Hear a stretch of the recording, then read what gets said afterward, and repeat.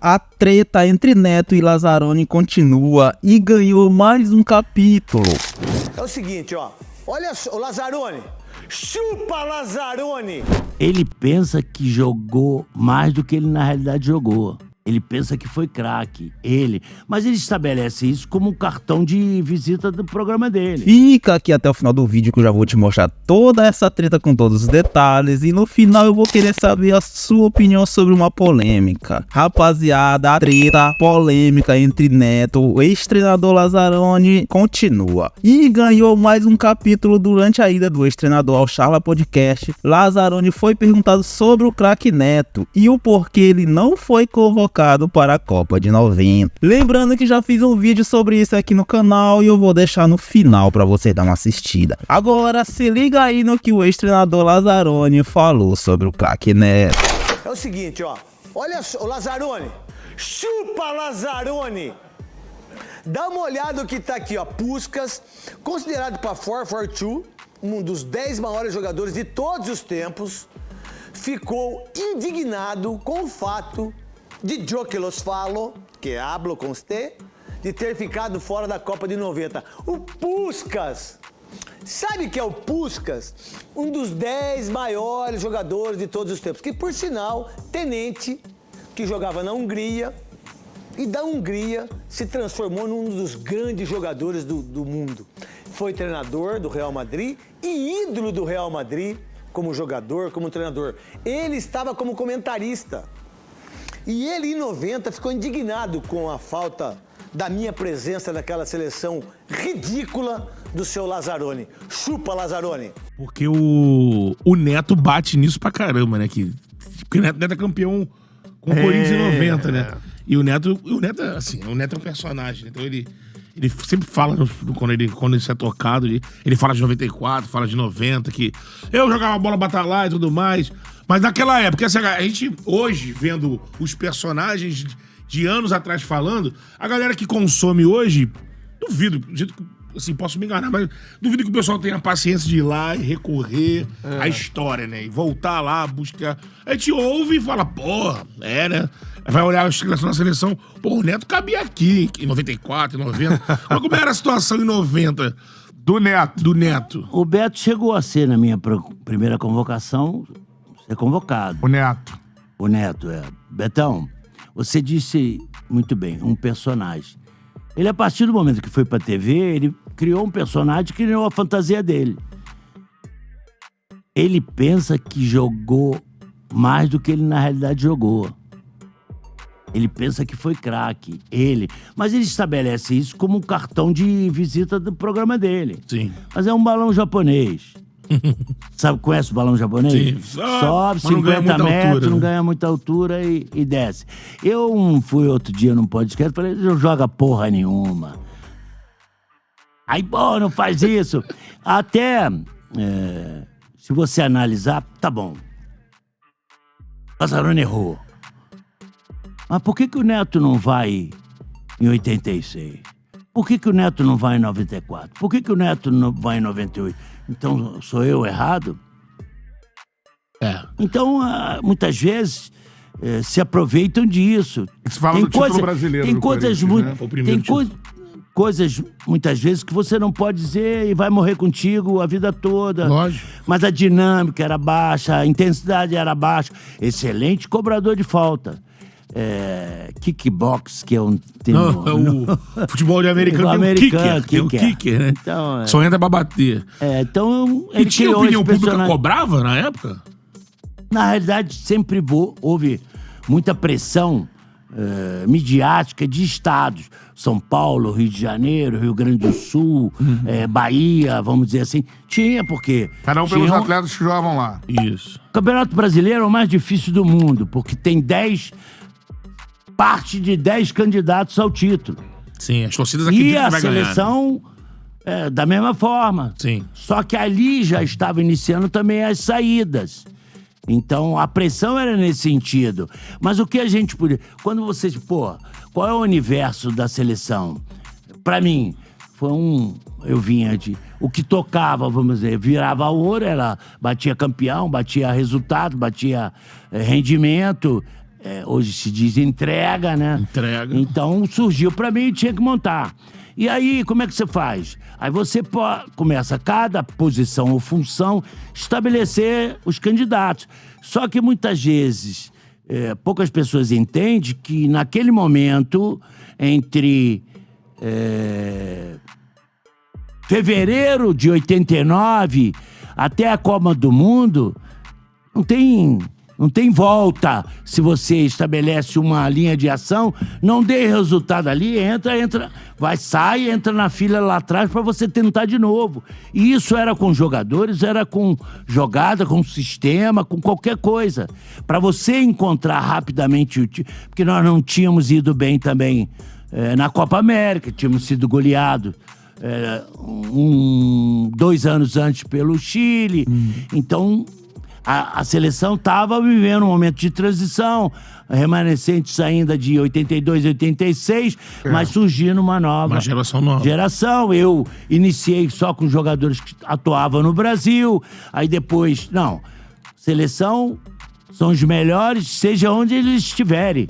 Então você tem que ter felicidade nas escolhas, esse é bom, esse não é, e contar com isso. E como eu tinha passado por Vasco e Flamengo, para mim serviu a base e a própria seleção olímpica, que não tinha chegado ao título, mas era uma base. E aí foi estabelecendo a linha de ação nossa. Mas isso só se dá com muita dificuldade. Por exemplo, vamos fazer uns amistosos na Dinamarca, Suécia e tal. Aí eu falei para Eurico, não vou não. Eu posso convocar os melhores? Não sei, porque havia um impedimento. Não é como hoje que você tem data FIFA. Sim. Você convocava na sexta, se apresentava no sábado, jogava no domingo, na segunda mandava embora pros clubes. Então tinha que negociar. Às vezes ligava, fulano, não vou liberar, tem um campeonato. Já tinha gente já na Europa também, entendeu? Por exemplo, e a Copa América, que foi o pontapé oficial do projeto Lazzaroni, seleção 89, brasileira. Aí você teve um 89, time campeão, né? Mas tinham 18 jogadores para jogar aquela competição. E no primeiro jogo o Tita distende. Que eu tentei botar ele de 10. Sim. Tá? Muita gente no Flamengo, ele jogava de meia pela direita, mas teve um momento no Grêmio e outro momento que ele foi 10. Tá? No meu campeonato no Vasco da Gama, eu volto a ele a fazer a meia, porque eu botei na frente Bebeto e Romário. Então, baseado nisso, você tinha que disputar. E ali, tanto que a gente começa com dificuldade em Salvador, campo pesado, muita chuva. Eu fui ver, terminamos o treino de manhã e eu fui ver a Fonte Nova. Um charco, sabe aqueles canos de ferro que se furava Copa assim América, tá no Brasil. pra tentar melhorar a drenagem. Então vai sair com um jogador pesado, vai sair com um jogador mais leve, tanto que a gente inicia com depois, felizmente que fomos pra Recife, caiu o tapete, aí vieram a felicidade de juntar Bebeto e Romário e jogar pra eles. Porque nós, quando começamos a treinar, eu estabeleci uma charla, vamos dizer assim, um papo com o jogador. A ideia é fazer assim, assado, dessa forma que a gente pretende jogar. Mas nessa excursão nós perdemos para Dinamarca de 4, perdemos da Suécia, ainda fomos jogar com a Suíça e perdemos de 1-0. Então, Imagina a pressão. A pressão, não. Era você dentro da pressão, um gás na altura, aceso, você ali dentro. Então... Agora, acho que você falou sobre um momento, e até pra molecada entender, ele já chamou o Neto muito convidado pra estar aqui no Charla Podcast, né? Hoje é São Paulo, mas não conseguimos. E não conseguimos, mas enfim, tá aqui o espaço. Seria maravilhoso conversar com o Neto, cara, de verdade, um sonho pra gente aí. Agora... Voltando um pouquinho atrás, você falou duas coisas que me chamam a atenção pra molecada entender. Tinha essa questão, como os jogadores jogavam aqui, né? Hoje em dia, todo mundo fora, da pressão das imprensas locais pelos jogadores do estado, né? Por exemplo, o craque, por exemplo, a imprensa paulista pediu o Neto, né? A imprensa carioca e o Veloso também, goleiro. E o Veloso, goleiro. Então, assim, Imprensa carioca, outros jogadores. Isso é tudo antigo, mais. né? Julinho, Botelho e Garrincha. Um de São Paulo, Garrincha. Graças a Deus tivemos muitos assim. Desse nível, né? Desse nível. Exatamente. Hoje nós estamos chorando porque temos pouco. Hoje se for ter essa pressão, é pressão pro jogador que atua no Brasil. Só por Não tem- isso. Agora, tinha muito isso, então a imprensa paulista pedia muito o Neto, era essa parada. Era Tinha isso, né? parada. Veloso e Neto, sim. Sim. Veloso era um bom goleiro também. E você falou da intensidade. Mas você, treinador, vai deixar, graças a Deus, vamos Gente dizer de fora. assim, gente boa de Ainda fora. mais no Brasil, né? Eu levei 5 backs. Eu deixei Donato, deixei André Cruz de fora, pô. Caras internacionais, Milan, La Entendeu? Corunha. Eu levei 5 atacantes. Levei Miller, Careca, Renato Gaúcho, Bebeto e Romário. Só que Bebeto e Romário se lesionaram. Mas foram a referência nossa da Copa América. Então aquele time da Copa América não foi o time da Copa do Mundo. Porque o próprio Silas se machucou, o Aldair saiu dentro da preparação para o Mundial, saiu para disputar a final de Liga de Campeões Benfica e Milan. E o Aldair, que eu tinha pego do juvenil, lancei no primeiro time e lancei na seleção. Essa é a felicidade do futebol brasileiro. Já dizia Beckenbauer, é sempre uma primavera, você tem sempre flores novas que surgem e desabrochando. E isso temos que contar com ela. Tem uma garotada aí.